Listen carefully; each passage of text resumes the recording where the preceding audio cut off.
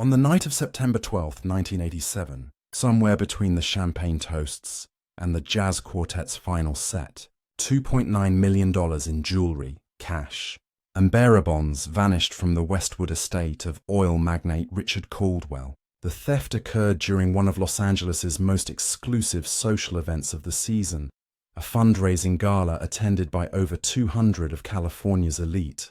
What made this crime particularly audacious was not just the amount stolen, but the fact that it happened while guests danced in the ballroom just floors away from the private vault being emptied.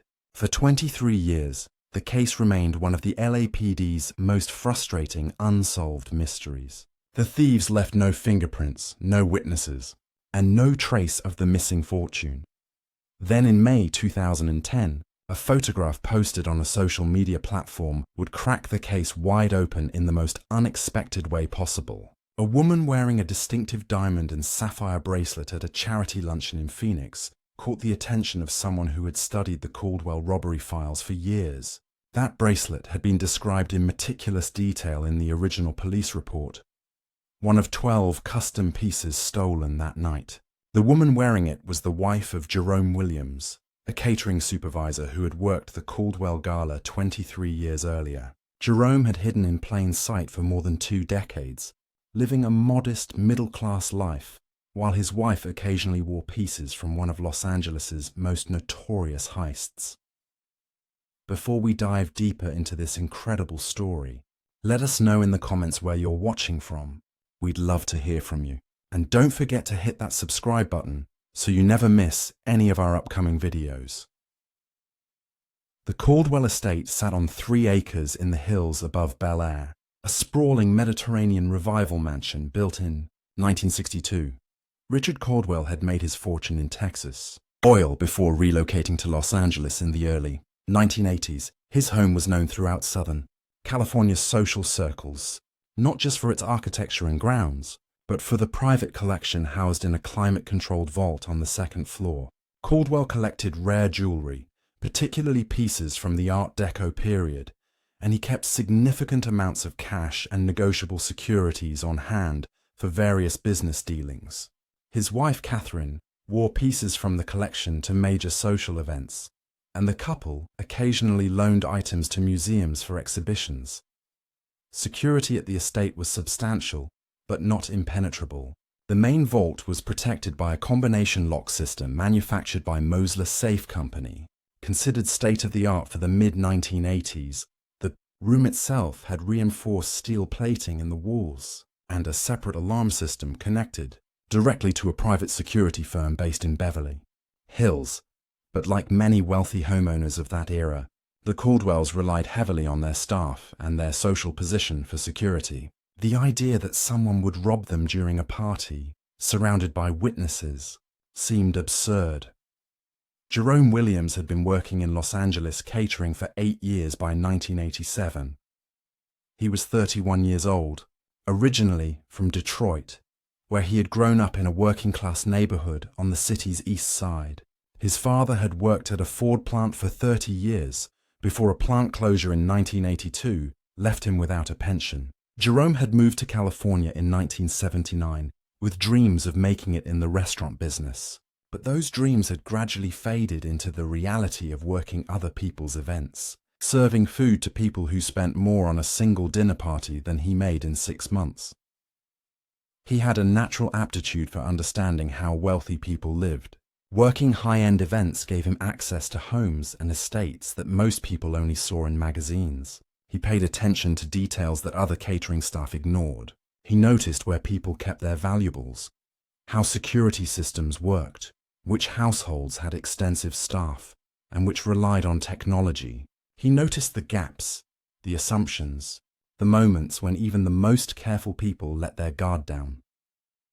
Jerome had worked 3 previous events at the Caldwell estate before September 1987. Each time he observed and memorized. He knew the layout of the 2nd floor, even though catering staff were never supposed to venture up there. During a May 1987 garden party, he had excused himself to use a restroom and instead spent 7 minutes on the 2nd floor, noting the location of the vault, the type of alarm panel, and most importantly, discovering that the alarm system for the vault room could be disabled from a junction box in a hallway linen closet. The Caldwells had installed the system in 1984, and like many homeowners, they had never updated or audited it. He spent 4 months preparing for the September gala. He knew it would be his only realistic opportunity. The event was large enough that the catering company would bring in temporary staff, making it easier for him to move around without being constantly accounted for. The fundraiser was expected to run late into the evening, meaning the household would be distracted for hours. Most importantly, he had learned that Catherine Caldwell would be wearing several pieces from the vault that evening, which meant it would be opened earlier in the day and might not be immediately checked afterward. Jerome studied everything he could about Mosler combination locks. He spent evenings at the Los Angeles Public Library researching safe mechanisms and security systems. He learned that many wealthy homeowners in the 1980s wrote down combinations in address books or desk calendars, disguised as phone numbers. He knew he would need to get access to Richard Caldwell's private study, which he had glimpsed during his reconnaissance. He practiced lock-picking on equipment he bought from a locksmith supply company, telling the owner he was setting up a property management business and needed to handle tenant lockouts. He also prepared for what would happen after. Jerome understood that the most sophisticated theft in the world meant nothing if you got caught trying to spend the money. He researched how stolen goods moved through underground markets. He made contact with a fence in downtown Los Angeles, a man named Vincent Chen, who operated out of a jewelry repair shop on South Broadway. Vincent had connections to buyers in Asia and South America who asked few questions about provenance. Jerome never told Vincent his real name or what he was planning. He simply established that if he ever came into possession of high-end jewelry, there would be a market for it. The night of September 12, 1987, was clear and warm, typical for Los Angeles in early fall. Jerome arrived at the estate at 4 in the afternoon with the rest of the catering crew. He wore his standard uniform, black pants and white shirt, and he carried the same calm demeanor he always displayed at work. The event coordinator was overwhelmed managing the setup for 200 guests, and Jerome volunteered for every task that gave him access to different parts of the house. He helped carry chairs to the second-floor balcony. He delivered flowers to various rooms. Each trip gave him another opportunity to confirm his mental map of the estate. At 6:15, while other staff were focused on final preparations in the kitchen and ballroom, Jerome slipped into Richard Caldwell's study. The room was unlocked as he had expected.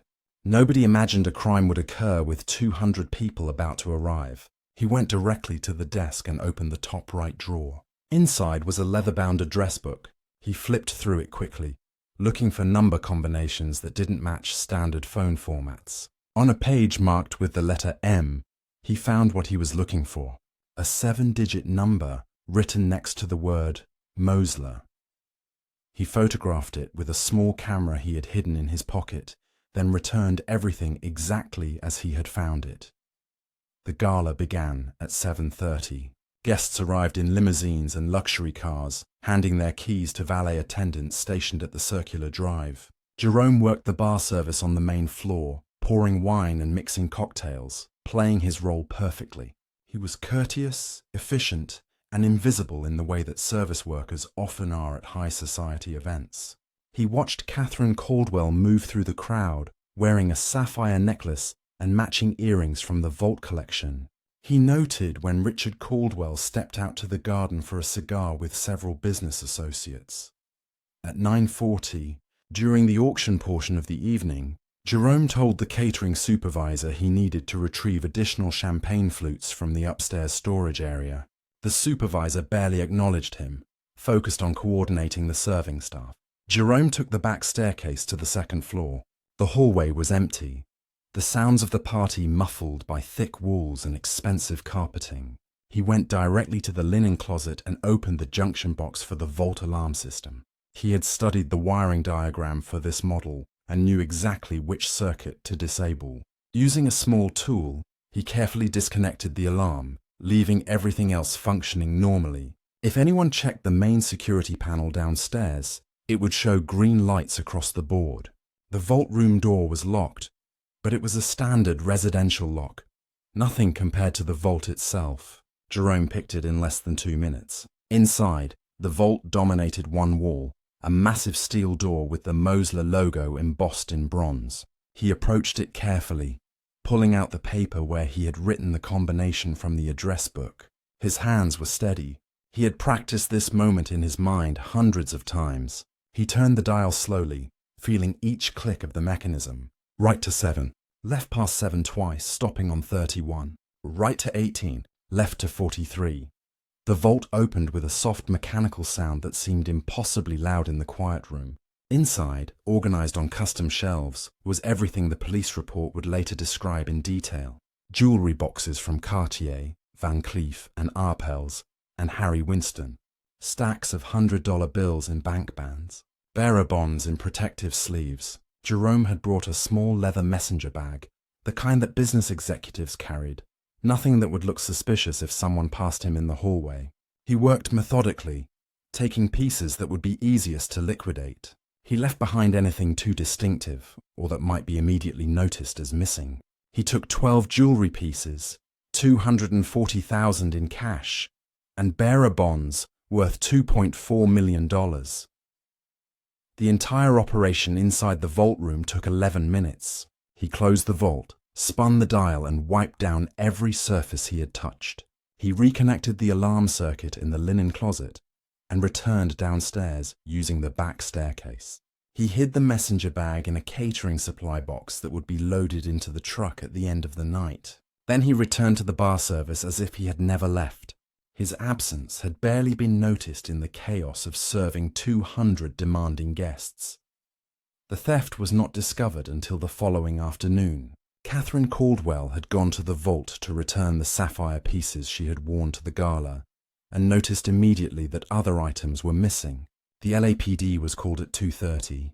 Detectives arrived to find a locked vault room with no signs of forced entry, and a security system that showed no record of being breached. The sophisticated nature of the theft immediately elevated the investigation. The FBI was brought in by that evening, given the value of the stolen property and the involvement of negotiable securities. Detective Sarah Martinez of the LAPD's Robbery Homicide Division took the lead on the case. She was a 15-year veteran known for her meticulous approach to complex investigations. She immediately recognized that this was an inside job, or someone with extensive knowledge of the estate. The timing during the gala was not coincidental. Someone had used the party as cover. She began interviewing everyone who had been at the estate that night, starting with the permanent household staff, and then moving to the catering company employees. Jerome was interviewed on September 16th, 4 days after the theft. He sat in an interview room at the Pacific Division station and answered every question calmly and thoroughly. Yes, he had worked the event.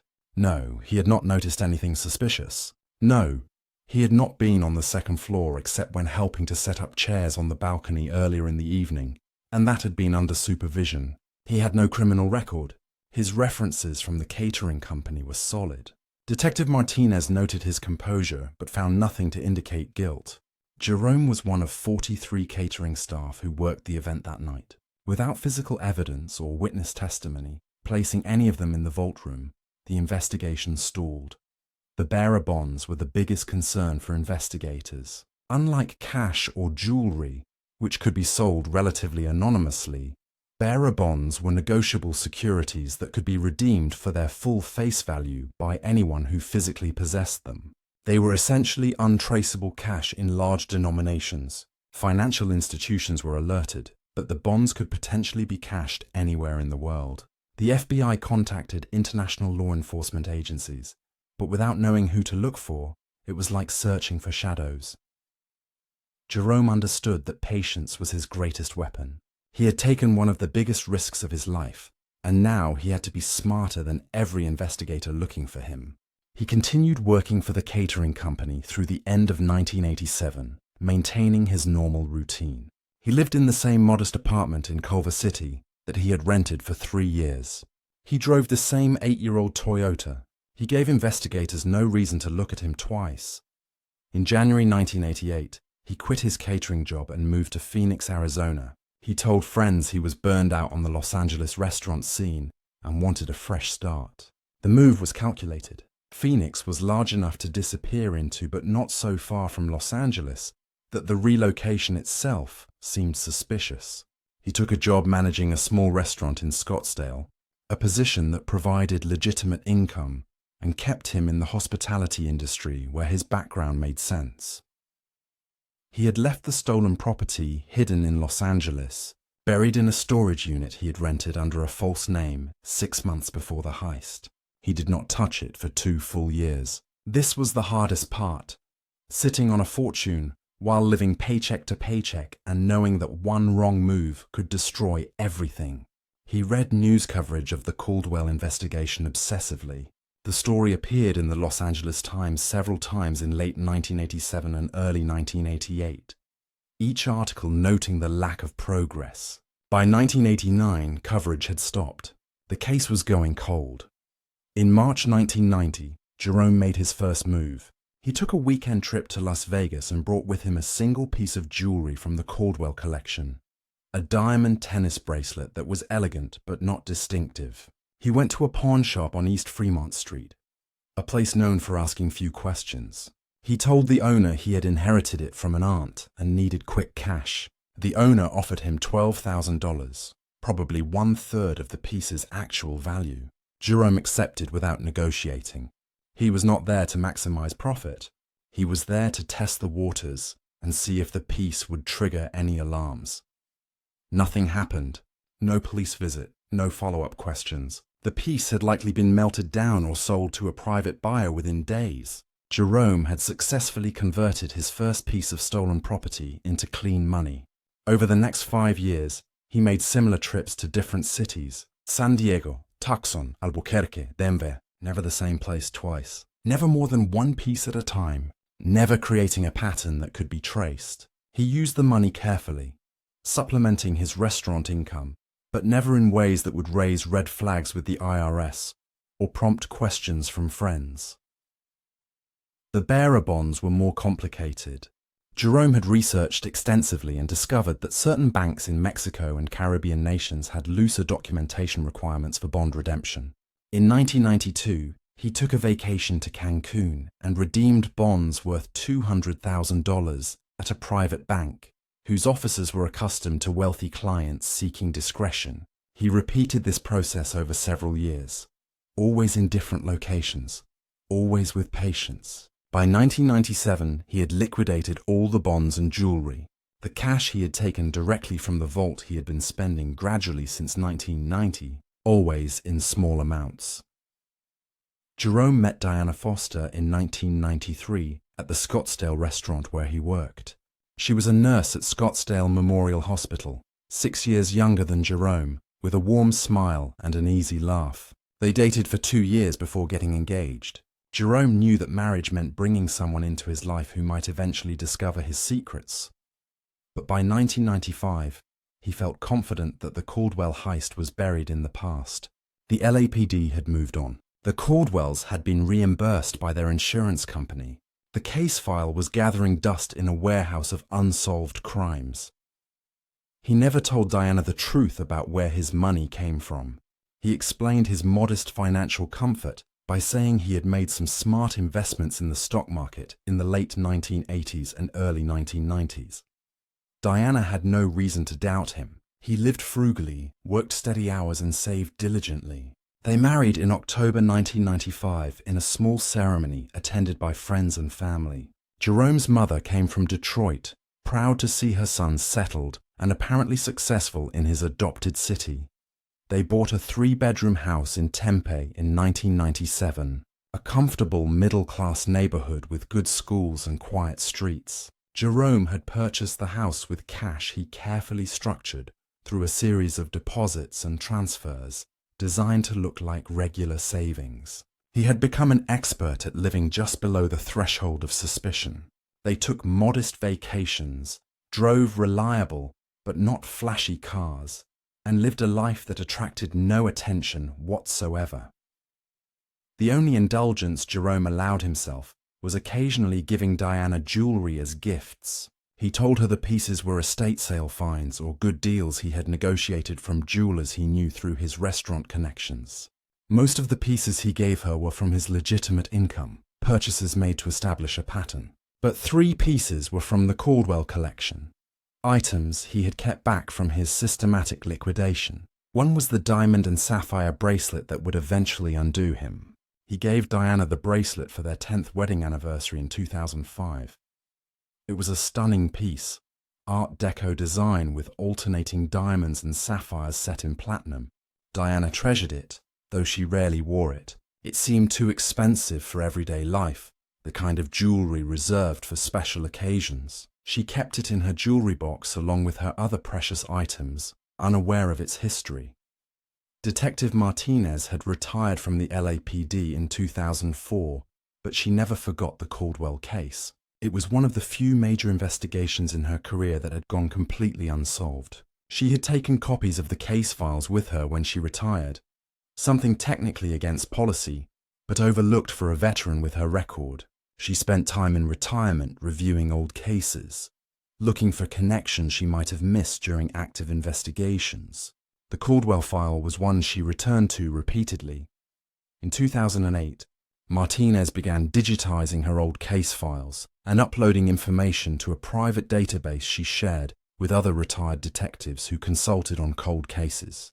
She included detailed descriptions and photographs of all the stolen items from the Caldwell heist. She also began searching online for any of the stolen pieces, a task that would have been impossible in 1987, but that had become feasible with image search technology and social media. She spent hours looking through online auction sites, jewelry forums, and social media posts. It was a long shot, but she had time and persistence.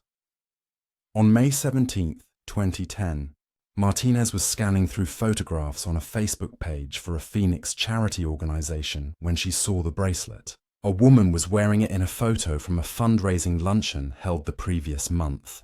The distinctive Art Deco design was immediately recognizable to Martinez, who had memorized every item from the Caldwell theft. The sapphires and diamonds formed a specific pattern that was documented in both the original police report and the insurance claim. Martinez downloaded the photo and compared it to her files. She was certain. She identified the woman as Diana Williams through the Facebook page's photo tags. Diana's profile was semi-public, showing that she lived in Tempe, Arizona and was married to Jerome Williams. Martinez immediately began researching Jerome. Within hours, she had discovered his background in Los Angeles catering and the timeline of his move to Phoenix in early 1988. She pulled his interview transcript from the Caldwell investigation files. He had been questioned, but never seriously considered as a suspect. Martinez contacted the FBI's Phoenix field office on May 18th. She provided her analysis and the photographic evidence. The FBI assigned Special Agent David Ross to assess the situation. Ross reviewed the evidence and agreed that the bracelet warranted investigation. The challenge was establishing how Diana Williams had obtained the bracelet without alerting the couple if Jerome Williams was indeed connected to the theft. The FBI obtained a warrant to examine financial records for Jerome and Diana Williams. What they found was revealing. Jerome had maintained a pattern of carefully structured financial behavior for over 20 years, but there were anomalies. Deposits that corresponded to periods when he claimed to be on vacation. A home purchase in 1997 that seemed beyond his documented income at the time, even accounting for his claimed stock market success. These were not proof of guilt, but they established a foundation for deeper investigation. On June 8, 2010, FBI agents executed a search warrant at the Williams home in Tempe. Jerome was at work at the restaurant he had managed for the past 8 years. Diana was home alone when agents knocked on the door. She was confused and frightened as they explained they were investigating stolen property. When agents showed her a photograph of the bracelet and explained it was taken during the Caldwell heist, Diana insisted there must be a mistake. Jerome had given her the bracelet for their anniversary. He had said it was an estate sale purchase. Agents found 2 other pieces of jewelry at the house that matched items from the Caldwell theft, a ruby ring and a diamond brooch, both described in the original police report.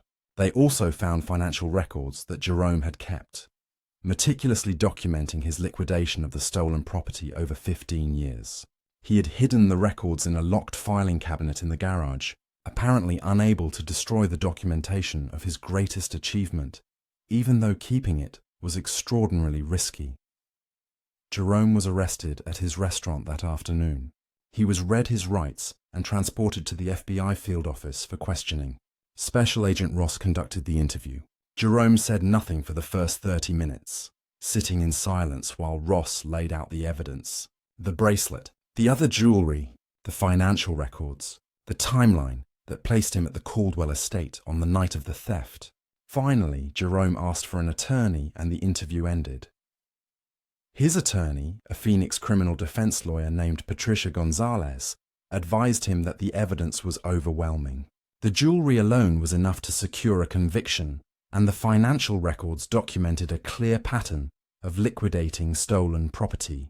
Gonzalez negotiated a plea agreement. In exchange for pleading guilty to 1 count of grand theft and 1 count of interstate transportation of stolen property, prosecutors would recommend a sentence at the lower end of federal guidelines and would not charge Diana with any crimes. Prosecutors agreed that there was no evidence Diana had known the jewelry was stolen. Jerome Williams pleaded guilty on September 14, 2010, 23 years and 2 days after the Caldwell heist. The plea hearing took place in United States District Court in Phoenix. Jerome spoke briefly, acknowledging his guilt and apologizing to the Caldwell family. Richard Caldwell had died in 2006, but Catherine Caldwell attended the hearing with her 2 adult children. She told reporters afterward that she had spent 2 decades wondering who had violated her home and stolen items that had both financial and sentimental value. Learning the truth brought closure, even though it could not return what was lost. In November 2010, Jerome Williams was sentenced to 8 years in federal prison. Judge Michael Barrett noted during sentencing that while the crime had been sophisticated and carefully planned, Jerome's lack of prior criminal record and his cooperation after arrest warranted some leniency. The judge also noted that most of the stolen property's value had been recovered through seized assets and bank accounts that the FBI had frozen. The Caldwell family would receive restitution, though it would amount to only a fraction of the original loss after, accounting for decades of depreciation and spending. Diana Williams filed for divorce in December 2010.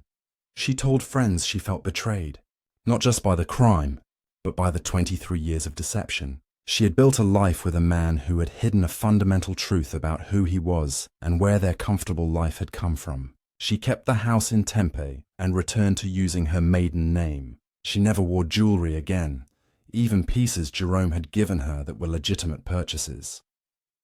The Caldwell case prompted renewed attention to estate security systems. Insurance companies began requiring more sophisticated alarm systems and regular security audits for high-value collections. Wealthy homeowners learned that even large social events could provide cover for sophisticated thieves. The LAPD and FBI used the case in training programs, emphasizing the importance of thorough background checks on service workers with access to estates and the need to follow up on even seemingly minor leads. Detective Martinez, then 72 years old, was present at Jerome's sentencing. She had spent 5 years of her active career frustrated by the unsolved case, and retirement had given her the time and perspective to crack it. She told reporters that the case demonstrated how technology had changed investigation. Without social media and image search capabilities, the bracelet would never have been identified. Without digital financial analysis, the pattern of Jerome's spending would have remained hidden. The same patience and attention to detail that Jerome had used to commit and conceal his crime had ultimately been turned against him by an investigator who refused to forget. Jerome Williams is currently serving his sentence at a federal correctional institution in Safford, Arizona. He is scheduled for release in 2018. In prison interviews, he has expressed remorse for the impact of his crime on Catherine Caldwell and his ex-wife Diana. He has also reflected on the 2 decades he spent looking over his shoulder Never quite able to relax into the life he had built with stolen money, he told one interviewer that the paranoia of living with the secret was its own kind of prison, one that began long before his arrest. The case stands as a testament to both human ingenuity and human fallibility. Jerome Williams planned and executed one of Los Angeles's most sophisticated residential thefts, demonstrating patience, intelligence, and remarkable discipline. He successfully hid for 23 years, liquidating millions in stolen property while maintaining a normal middle-class life. But his inability to completely resist the temptation of keeping and giving away stolen jewelry, combined with the persistence of one retired detective and the reach of modern technology, ultimately brought justice. In the end, a bracelet worn to a charity luncheon and posted on Facebook solved a crime that had baffled investigators for more than 2 decades. The investigation that followed Jerome Williams's arrest revealed layers of planning and execution that impressed even the seasoned investigators who worked the case. Special Agent Ross spent months reconstructing the timeline of how Jerome had systematically dismantled and liquidated one of the largest residential thefts in Los Angeles history. What emerged was a portrait of a man who had approached crime with the same meticulous attention to detail that legitimate professionals brought to their work. The storage unit where Jerome had initially hidden the stolen property was traced through old rental records. He had rented it in March 1987, 6 months before the Caldwell heist, using the name David Mitchell and paying cash for a full year in advance. The facility was in Inglewood, miles from both his apartment and the Caldwell estate, chosen specifically because it was in a busy area where one more customer would attract no attention. The unit had been emptied by 1990, but facility records showed Jerome had maintained the rental until 1992, creating a buffer of time in case investigators somehow traced it.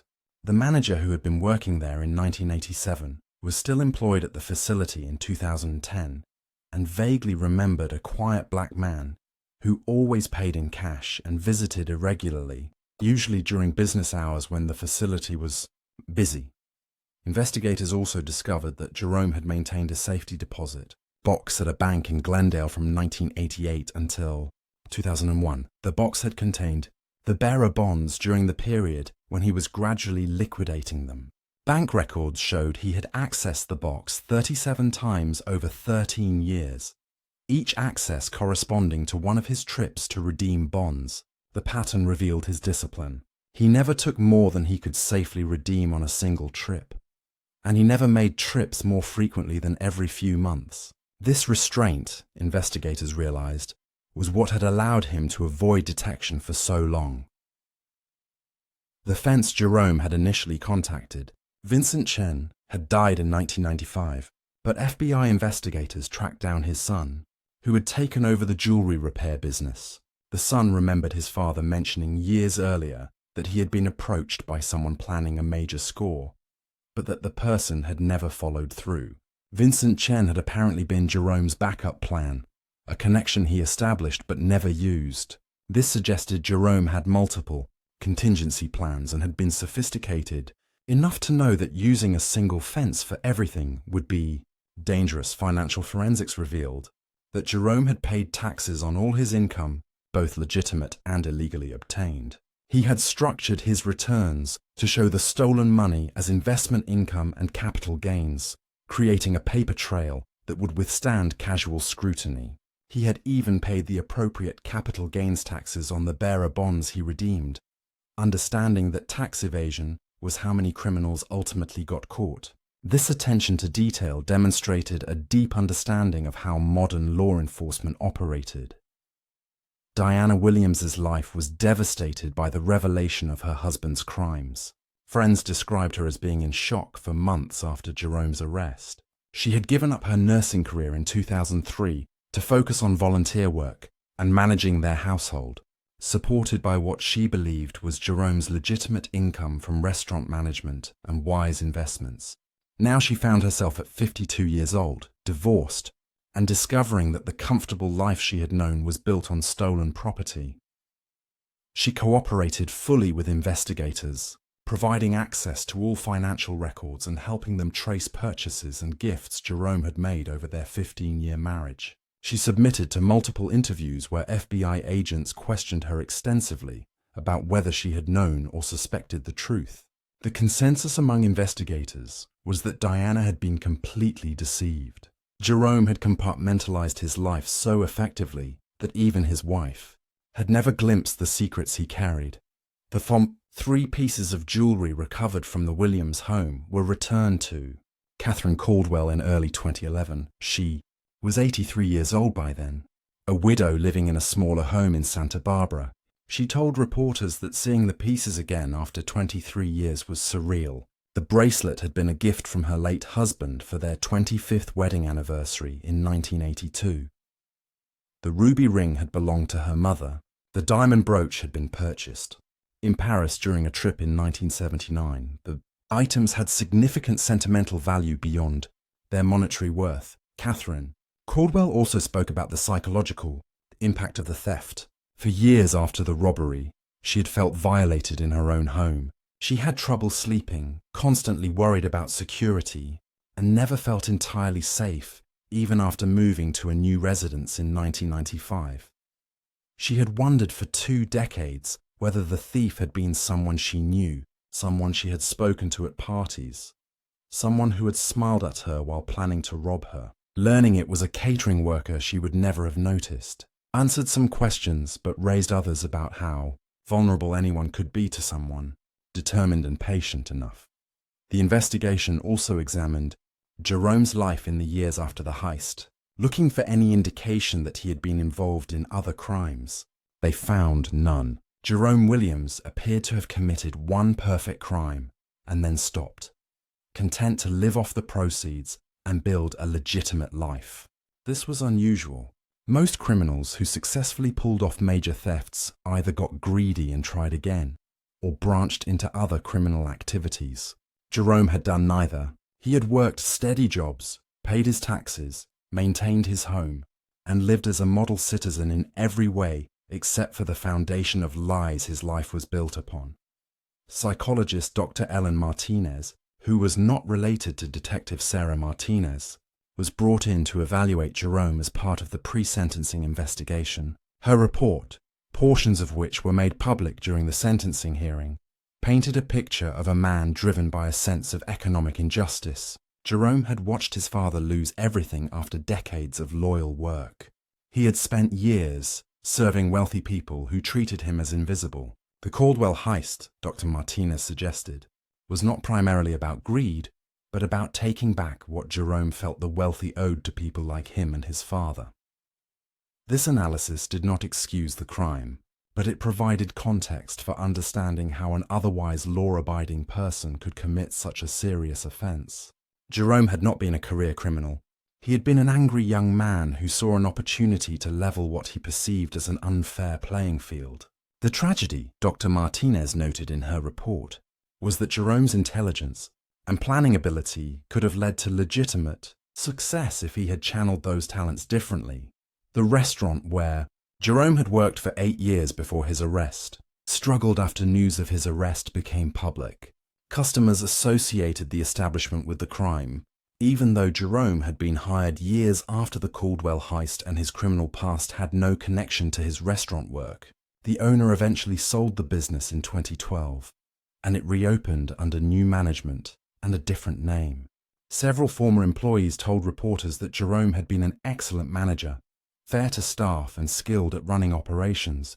None had suspected anything unusual about him. Jerome's mother, Dorothy Williams, defended her son in media interviews after his conviction. She was 78 years old and still living in Detroit. She described Jerome as a good son who had sent money home regularly to help support her after his father's death in 1997. She acknowledged that what he had done was wrong, but insisted that he was not a bad person. She visited him in prison every few months, traveling from Detroit to Arizona, one of the few people who maintained contact with him after his incarceration. The Caldwell estate was sold in 1994, years before Jerome's arrest, and had been converted into a private event venue by its new owners. After the case made headlines in 2010, the venue's operators installed significantly upgraded security systems and began requiring background checks and fingerprinting for all event staff. The new protocols became an industry standard in Southern California, with luxury estates and high-end venues adopting similar measures. Detective Sarah Martinez became something of a celebrity in law enforcement circles after solving the Caldwell case in retirement. She gave lectures at police academies and FBI training sessions about the importance of maintaining detailed case files and never giving up on unsolved crimes. She emphasized that technology had been crucial to cracking the case, but equally important was her decision to preserve the files and keep searching long after the official investigation had gone cold. Martinez also spoke about the role of chance in solving crimes. If Diana Williams had not worn the bracelet to that specific charity event, or if someone had not posted that particular photograph to Facebook, or if Martinez had not been searching that specific charity's page on that particular day, Jerome Williams might never have been caught. The case demonstrated that even the most careful criminals could be undone by factors beyond their control. The bearer bonds Jerome had stolen and redeemed over the years became a case study in financial security. In the wake of the Caldwell investigation and similar cases, financial institutions began phasing out bearer bonds entirely, recognizing that their anonymity made them too vulnerable to theft and fraud. By 2012, bearer bonds were essentially obsolete in the United States, replaced by registered securities that could be tracked and required identification to redeem. Jerome Williams' case also influenced how insurance companies handled high-value personal property policies. Insurers began requiring annual audits and photographic documentation of valuable items, making it easier to identify and recover stolen property. The detailed inventory and photographs that had existed for the Caldwell collection proved crucial in identifying the pieces recovered from Diana Williams, and insurance companies made such documentation mandatory for policies covering collections worth over $1 million. As Jerome's release date approaches, questions remain about what kind of life awaits him. He will be 62 years old when he leaves federal prison, with no marriage, no savings, and a felony record that will make employment difficult. Diana Williams has made clear she wants no contact with him. His mother's health is declining, and he may return to Detroit to care for her, though he will be required to register with local law enforcement and submit to regular monitoring as part of his supervised release. The Caldwell heist remains one of the most fascinating unsolved-solved cases in Los Angeles criminal history, a reminder that patience and intelligence can execute the perfect crime, but that same perfect crime can unravel from the smallest oversight 23 years later.